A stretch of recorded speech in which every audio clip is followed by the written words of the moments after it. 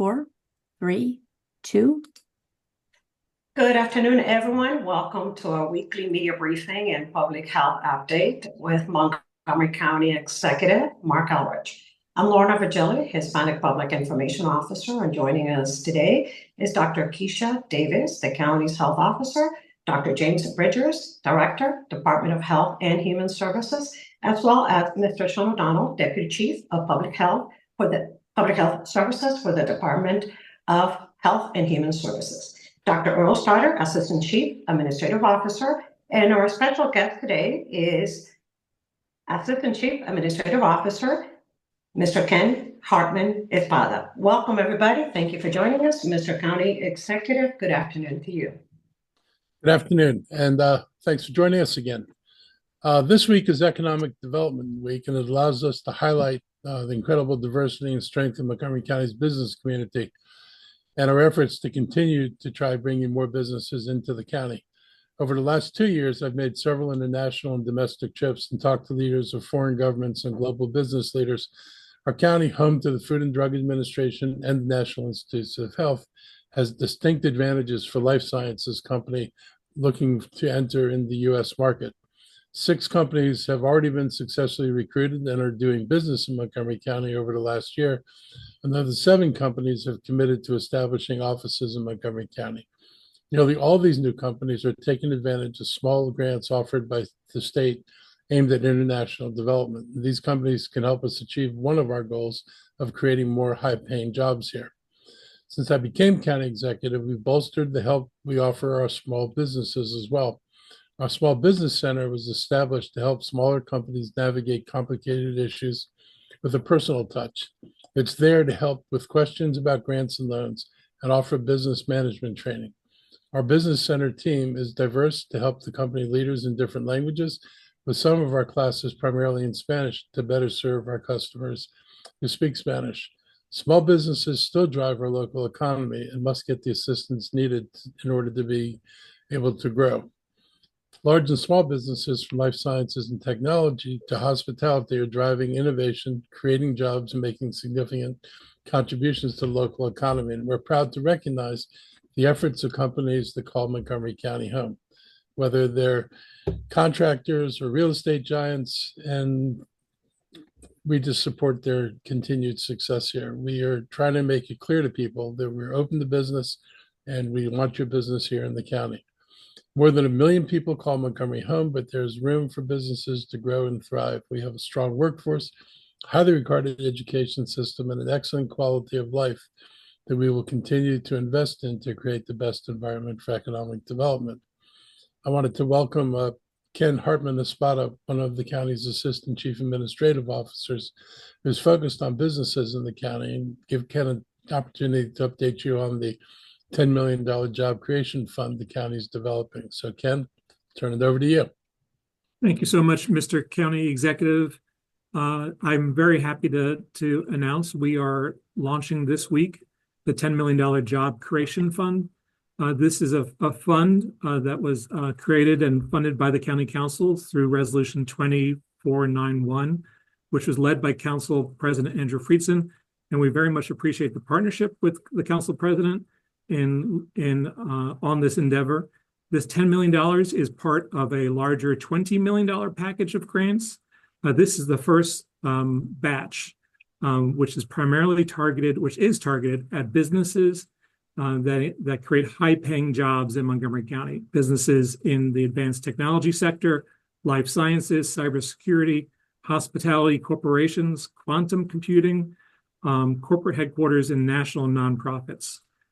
Under this program, companies can receive up to a maximum of $500,000 for creating jobs, and that breaks down to $10,000 for each new job created. And these have to be jobs that earn over $100,000 a year.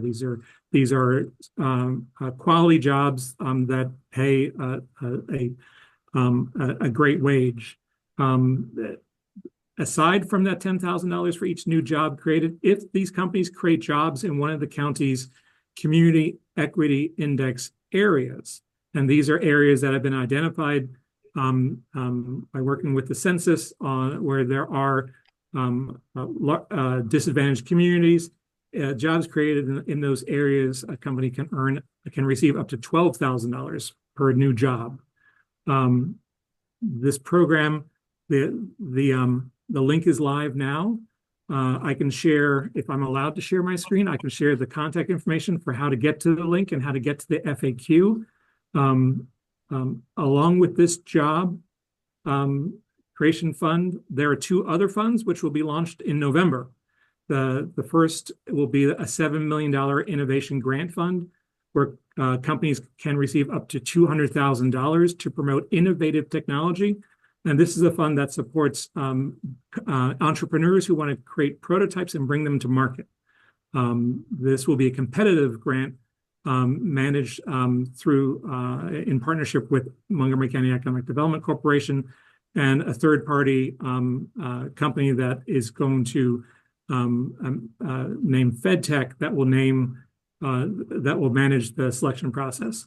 And then the last component is the Founders Grant Fund, which is a $3 million fund where companies can receive up to $100,000 to assist early and growth stage development. These are small businesses and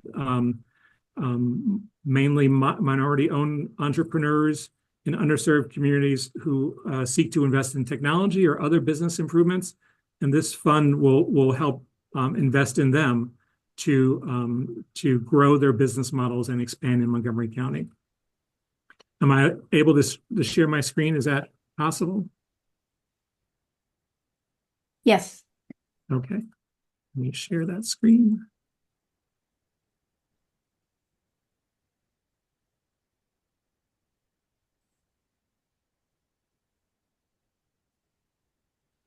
So you can see my screen now?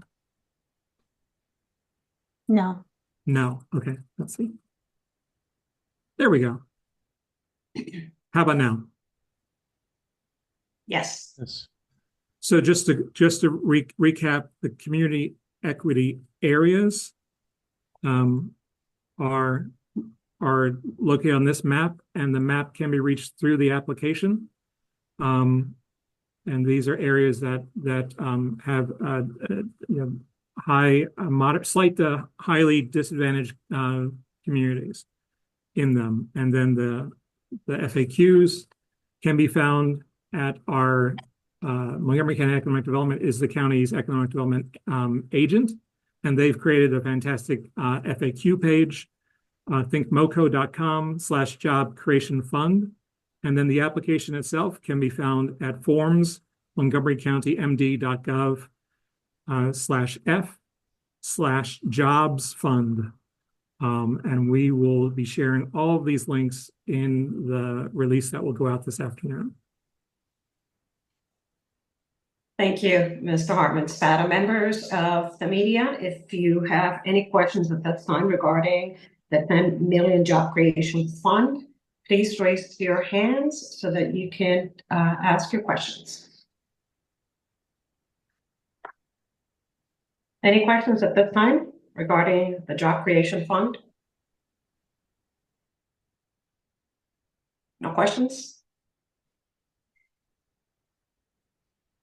Going once? Twice? All righty then. Thank you so much, ACAO Hartman-Spada, for joining us today. You can remain on this call, but if you need to depart, please do so. Thank you for being here this afternoon. Thank you, Ken. So I've been using this platform for the last few weeks to encourage the county council to do no harm as it reviews critical policies. This week, the council took a straw vote on the growth and infrastructure policy, also called the GIP, recommended by Montgomery Planning. The result of the straw vote was unanimous support and is a precursor to a final vote scheduled for November 12th. We only have a few days to review the final document that the council plans on acting on once it's posted later this week. But what I'm most concerned about is the GIP is supposed to address the adequate public facilities that are needed to accompany development. The GIP raises funds to go to transportation and schools improvements that are needed with new developments. And unfortunately, since 2013, funding from the GIP, which was has had different names at different times, has been cut 5 times. These cuts in funding continue to increase the backlog of schools and transportation projects. That decrease, accompanied by a policy that has held bond spending pretty much unchanged for 7 years, despite 7 years of inflation, has made it difficult to address the needs of our growing county. As we have to delay projects because of decreased funding, the cost further rises as there's the cost of doing those projects later actually goes through inflation. We are winding up with less money now to address the needs that we have. And every year as inflation rises and bonds stay flat, we fall behind.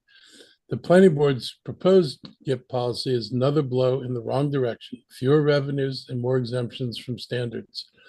I urge you to contact the county council members and tell them that funding for adequate public facilities is critical. We can't continue to pass the burden on to homeowners today and in the future, who will wonder why we invited growth without executing the proper plan to account for more kids in school, people on the roads, and strain on our public resources. Probably the worst aspect is ignoring the simple fact that in Fairfax County, the highest taxes are in the most desirable areas to develop, and they're high in order to build the needed infrastructure there. Montgomery County continues down a failed policy of making the most desirable areas we have to have in the county to also have the lowest taxes, which prevents us from building infrastructure. We're a cheap date, but failing to get the developers to take us out, so to speak. We're failing because the cheapness can't just replace the infrastructure. I was on the council when this started, and there were council members who were just obsessed with lowering the tax rates because this would attract all these businesses here. I'll remind people we have pretty much flat growth in jobs, not much success in attracting businesses here, despite being far less expensive to develop in than Fairfax County. The big difference between us and Fairfax County, they have higher development taxes. They also have a lot more infrastructure to support business growth. Montgomery County has lower taxes, but it has less infrastructure to support business growth. And if you want to look at the direction our two counties have taken since 2010, 2012, when Fairfax made their decisions and we failed to make comparable decisions, you can kind of see what happened. It's pretty much visible.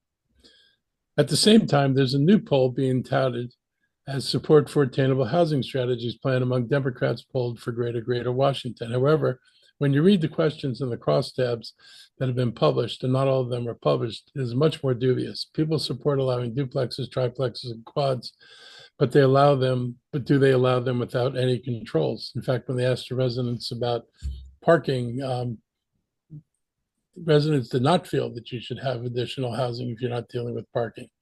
The question is this okay anywhere? The trees need to be cut down. Are people okay with the stormwater drains being over capacity? This is not how anybody should do public policy. Park and Planning has avoided dealing with the adequate public facilities ordinance, and this is just another example of it.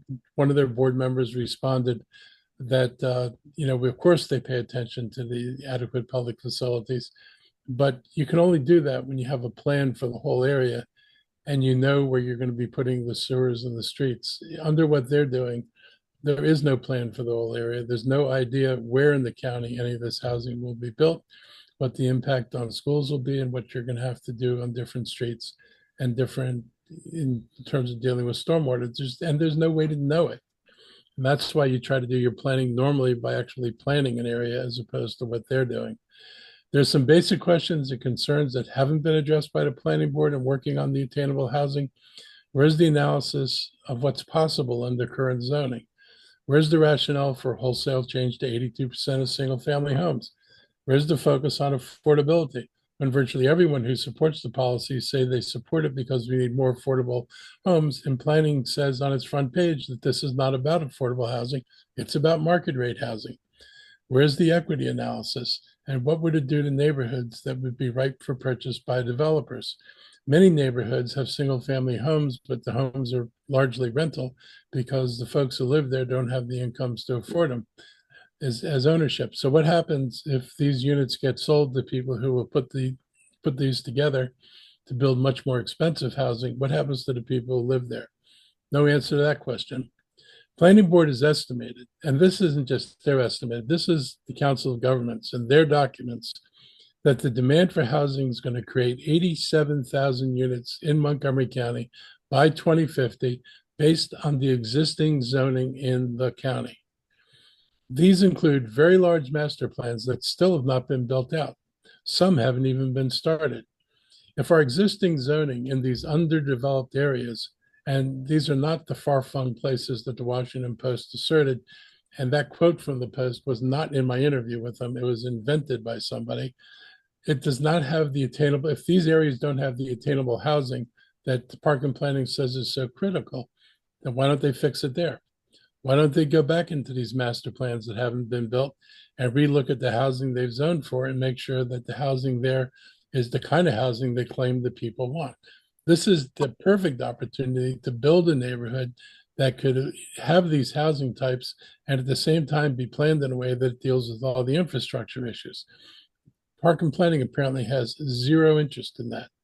In fact, they don't even talk about the existing zoning. So if what you've zoned for doesn't produce the housing you need, why is it left untouched? And that's the premise of all this, is we have to do this because there's none of this housing for people to move in. Yet the Park and Planning knows, just like I do, there are tens of thousands of units that could be zoned slightly differently in these developments that haven't been built that would actually produce the housing units they say they want. Throughout this whole debate, the planning department continues to talk about the existing zoning as if it doesn't exist. And that's a real disservice to the public. The public is not being told how we zone, doesn't know about the decisions we make, or the decisions we've made, and how much housing the county is zoned for. Everybody who's living here now is living in something that was zoned for under this process. The process didn't end a year or two ago. It's the same process. And if we want to address future housing needs, we should do it through the master plans. And if our master plans aren't going to generate what we need, we should change those master plans, particularly those that are out there that have not been built yet. I encourage the council to listen to the overwhelming public criticism of the plan and consider the impact of AHS that would have on our community. And they really should ignore the results of a push poll because there aren't comparisons in there. And do we have those slides I wanted to put up there?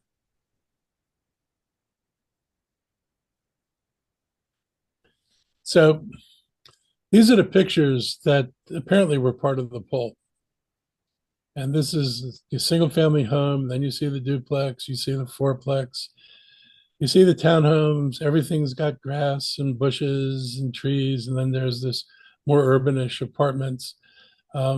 Not sure how that fits in a neighborhood, but that even has grass. And then go to the other one. So those pictures are what Park and Planning says it'll look like. This is what it actually looks like. This was a single house on the left that they rezoned for a triplex.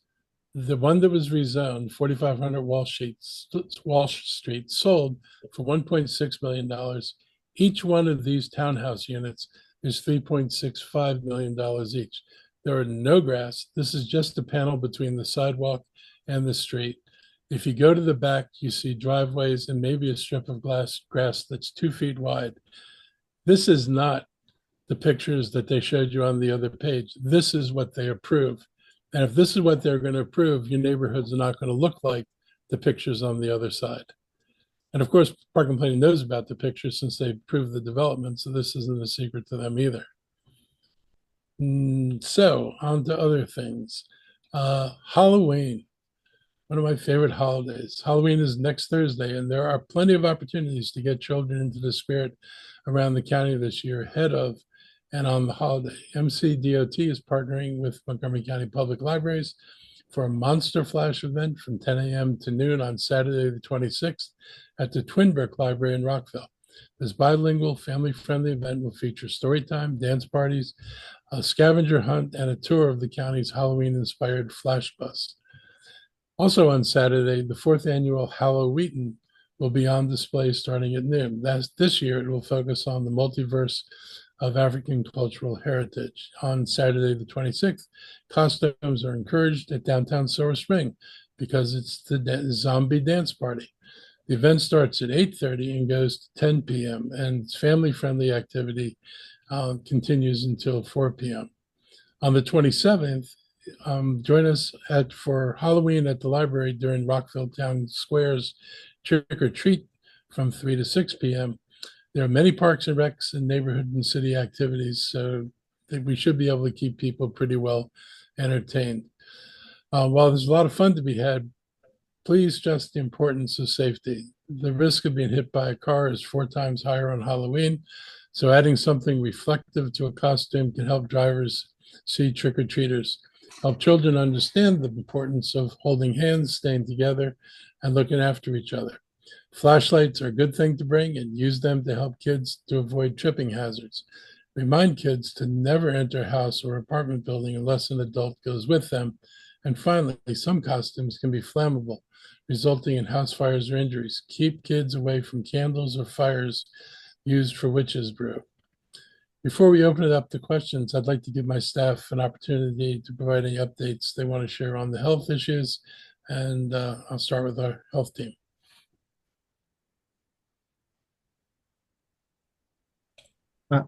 Good afternoon. Thank you for the opportunity. As we continue to track our infectious diseases, we have continued to see the COVID numbers continue to come down. And we have seen a little bit of activity, though, on the flu front with our younger 5 to 18-year-olds having an increase in outpatient visits. So it's just a reminder that we are entering into that respiratory virus season, and we do recommend that everyone get their annual flu shot and updated COVID booster.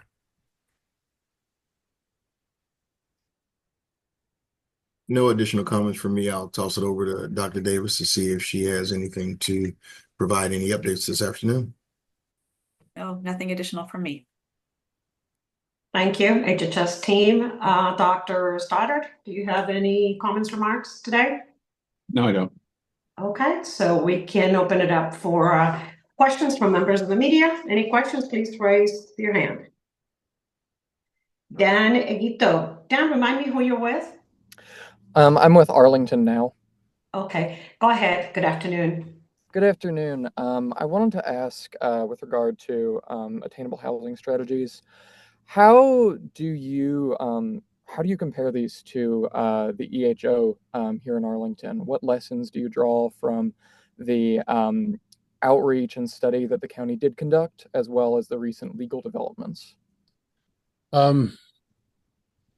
Well, I wasn't happy with the result. And, we saw, in fact, one of our staff went over there and took pictures of some of what was built.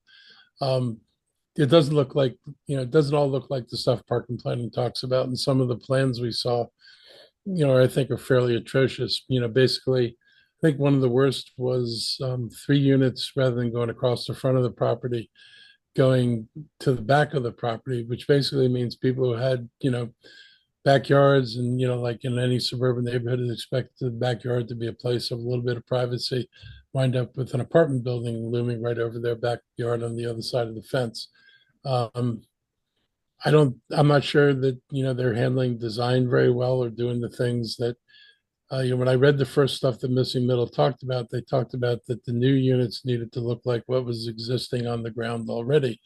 And that, if you had, the footprint, you could get, 2 units. You could do over-unders where there was a 2-story building. There were, other ways of dealing with this. It seems that that's not necessarily the direction things are going in. I was not surprised the judge reached the conclusion the judge reached. I think that this kind of massive rezoning of neighborhoods without any kind of adequate involvement from the community is a problem. But I don't know whether you had the same discussions we had. I always felt that to some extent, some of the cities in Virginia are different than a large county like Montgomery County. We have the capacity to build over 100,000 units here. We've actually planned to have completed 87,000 by 2050, and that's not the total of our capacity. That's just a parking planning things gets built in the next 30 years. I'd have to go back and see what your assumptions were about growth in Arlington over the next 30 years before they did this, and how this changes your sense of growth. and what options you had if you wanted to provide more housing before you did this.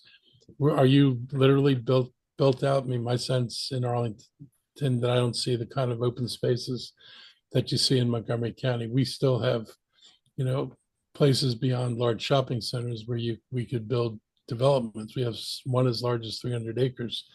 So I think we have somewhat different options than you do, but you could answer that question better than I can. Thank you, Dan. Members of the media, any more questions for the county executive today and county officials? No more questions this afternoon? Going once? Twice? I guess we're done. Thank you for joining us. Stay safe, and we'll see you next time. Bye-bye. Thank you.